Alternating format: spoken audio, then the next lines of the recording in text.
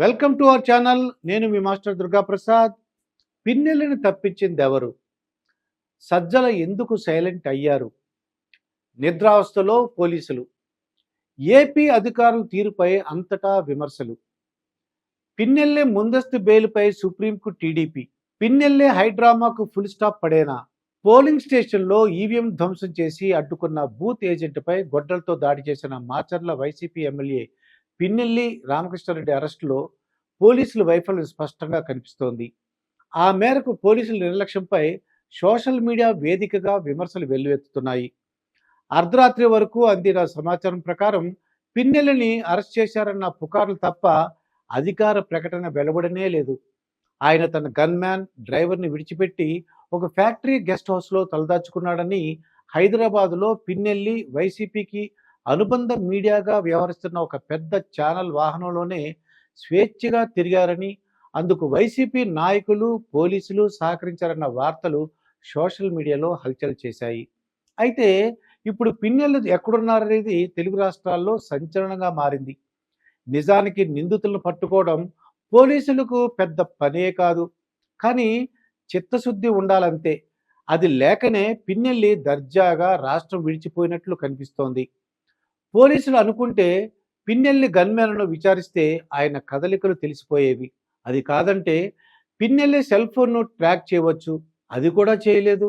సహజంగా ఎవరైనా నిందితుడు పారిపోతే వారి కుటుంబ సభ్యులను పోలీస్ స్టేషన్కు తీసుకువచ్చి వేధించే పోలీసులు పిన్నెల్లి విషయంలో ఆ పని ఎందుకు చేయలేదన్న ప్రశ్నలు వినిపిస్తున్నాయి.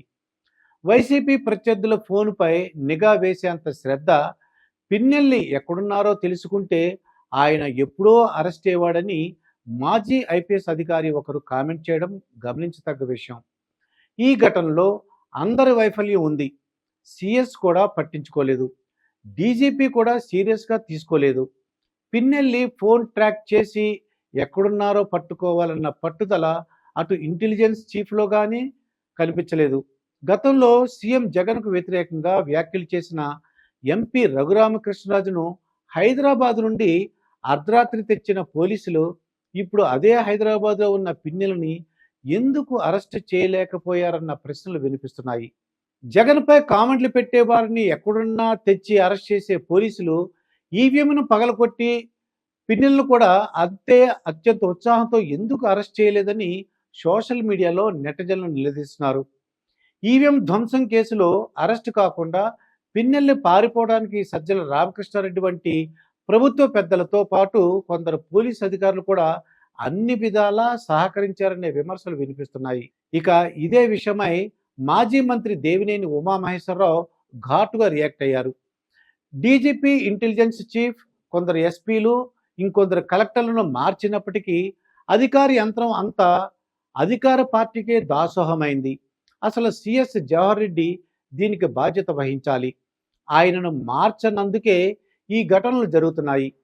ఈ మొత్తం పరిణామాలకు సిఎస్, డీజీపీ, సిఇఓ బాధ్యత వహించాలి అని దేవినేని ఫైర్ అయ్యారు.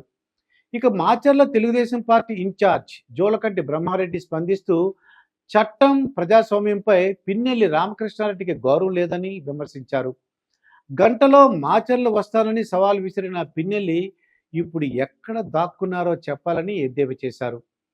కేపీగూడెంలో టీడీపీ ఏజెంట్లుగా కూర్చున్న గిరిజనులు కొట్టారని తెలిపారు.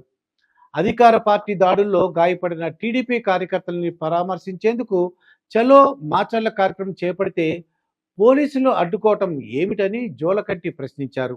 మరోవైపు పిన్నెల్లి దాదాగిరిపై సిఈసి కన్నెర్ర చేసింది. ఆయనపై 10 కేసులు నమోదు చేసి లుకౌట్ నోటీస్ జారీ చేసింది. ఇది సిగ్గుమాలిన చర్యగా అభివర్ణించటం అటు పోలీస్ శాఖకు, ఇటు సీఈఓ పనితీరుపై చెంపపెట్టు. అయితే పిన్నెల్లి ఈవీఎంను పగలకొట్టారని సంబంధిత పోలీస్ అధికారి డీఎస్పీ, జిల్లా ఎస్పీకి నివేదిక ఎందుకు ఇవ్వలేదు? విచారణకు వెళ్లిన సిట్ అధికారులు ఈ దౌర్జన్యాన్ని ఎందుకు గుర్తించలేదు? చెదురుమదురు సంఘటనలు మినహా పోలింగ్ ప్రశాంతంగా జరిగిందని చెప్పిన సీఈఓ ముఖేష్ కుమార్ మాచర్ల ఘటన గురించి మీడియాకు అదే రోజు ఎందుకు చెప్పలేదు? అంటే అప్పటికే ఆ సమాచారం ఆయనకు తెలియదా? మీడియాలో వచ్చిన తర్వాతనే మేల్కొన్నారంటే అప్పటి వరకు పోలీసులు, ఈసీ నిద్రపోయినట్లే కదా అని నెటిజన్లు సోషల్ మీడియాలో ప్రశ్నల వర్షం కురిపిస్తున్నారు.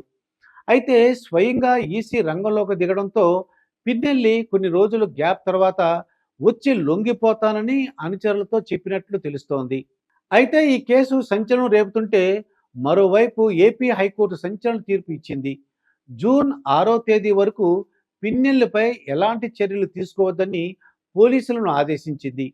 జూన్ 6వ తేదీ ఉదయం 10 గంటల వరకు మాత్రమే తమ ఆదేశాలు వర్తిస్తాయని స్పష్టం చేసింది. ఈ నేపథ్యంలో పిన్నెల్లికి ముందస్తు బెయిల్ ఇవ్వడాన్ని సవాల్ చేస్తూ సుప్రీంకోర్టును ఆశ్రయించాలని తెలుగుదేశం భావిస్తోంది.